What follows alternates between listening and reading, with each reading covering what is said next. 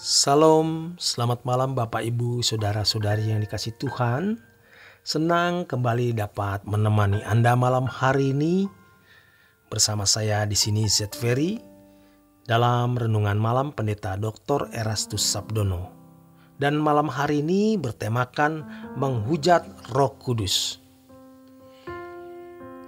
Dalam agama-agama atau kepercayaan-kepercayaan pada umumnya, orang merasa sudah berurusan dengan Allah. Dewa atau Tuhan yang disembah, kalau datang ke tempat-tempat yang disebut rumah ibadah, setelah pulang dari rumah ibadah, mereka menjalani hidup seperti umumnya orang lain menjalani hidup. Tetapi kekristenan tidaklah demikian.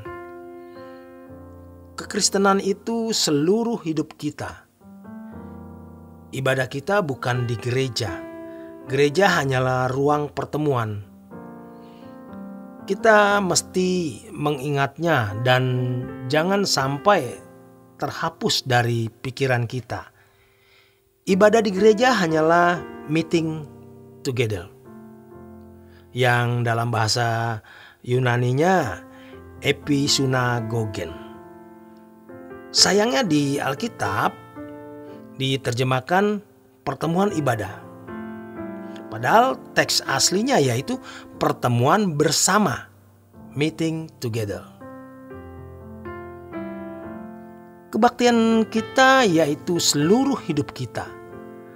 Liturgi kita adalah seluruh waktu kita, dimanapun kita berada. Berurusan dengan Tuhan bukan hanya pada waktu kita berlutut berdoa atau datang ke gereja, tetapi setiap saat. Tidak ada waktu di mana kita tidak berurusan dengan Tuhan.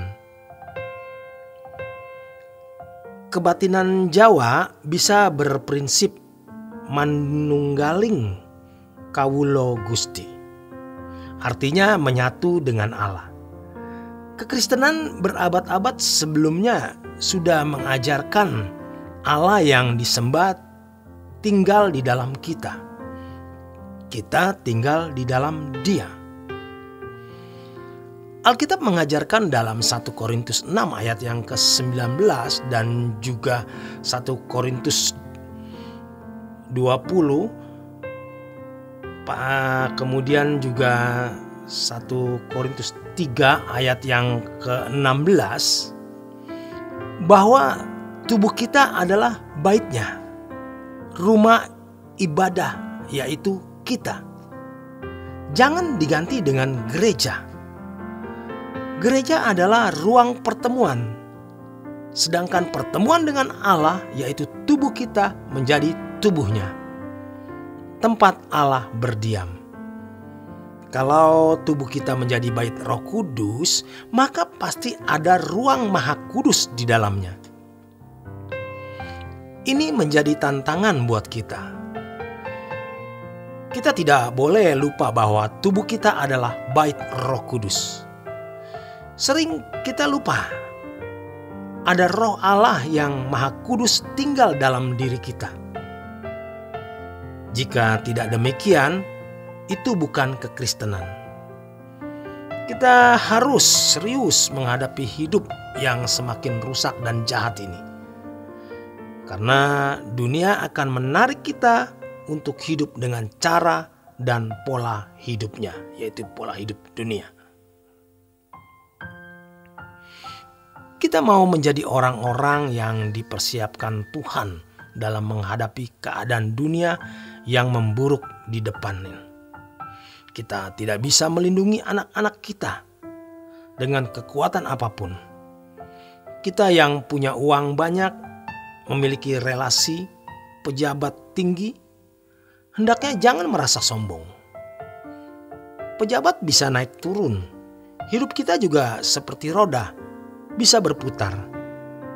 Tetapi kalau ada tangan yang menciptakan langit dan bumi, yaitu Allah semesta alam yang mengutus putranya, Tuhan Yesus Kristus, mati di kayu salib untuk menebus dosa dan mengampuni dosa kita, serta berkenan menjadikan tubuh kita baitnya. Ini anugerah. Ini adalah anugerah yang besar.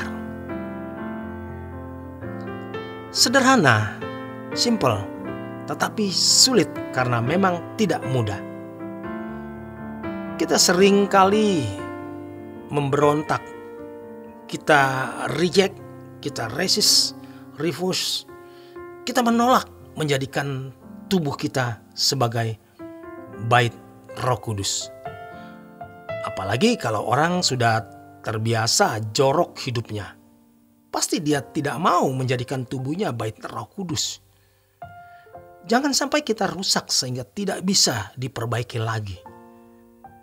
Yang namanya titik tidak balik, atau dalam bahasa Inggrisnya point of no return.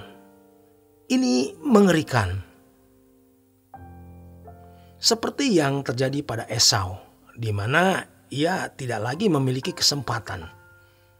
Jadi kita harus berjuang untuk menguduskan diri agar layak menjadi bait Roh Kudus. Jangan berpikir kalau Tuhan Yesus sudah mati di kayu salib, menebus dosa kita, lalu secara otomatis tubuh kita bisa menjadi bait Roh Kudus secara permanen. Benar, Yesus mati di kayu salib, menebus dosa kita. Kita dibenarkan atau dianggap benar. Kita menerima Roh Kudus. Roh Kudus dimeteraikan di dalam diri kita. Roh Kudus menuntun untuk mengubah karakter kita, watak kita, mengubah kita dari kodrat manusia, kodrat dosa, untuk bisa menjadi seorang yang berkodrat ilahi, supaya Roh Kudus bisa tertanam dalam diri kita secara abadi. Kalau orang tidak mau menguduskan diri, bicara sembarangan, melihat sembarangan, berperilaku sembarangan, Roh Kudus didukakan. Roh Kudus itu luar biasa, tetapi ada batas waktu. Kalau seseorang mendukakan Roh Kudus terus-menerus, maka ia akan memadamkan roh. Sesudah memadamkan, dia akan menghujat Roh Kudus.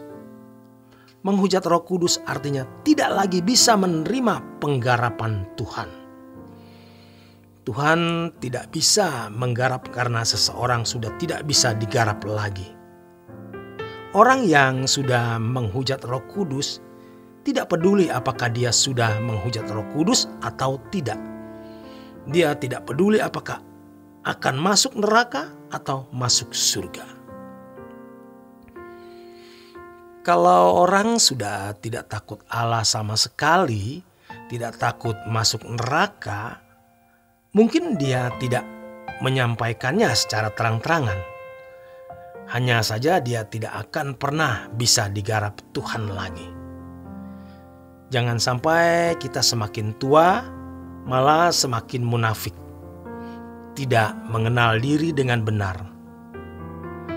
Sebenarnya kita tidak layak menjadi bait Roh Kudus, tetapi kita merasa layak-layak saja atau justru tidak peduli.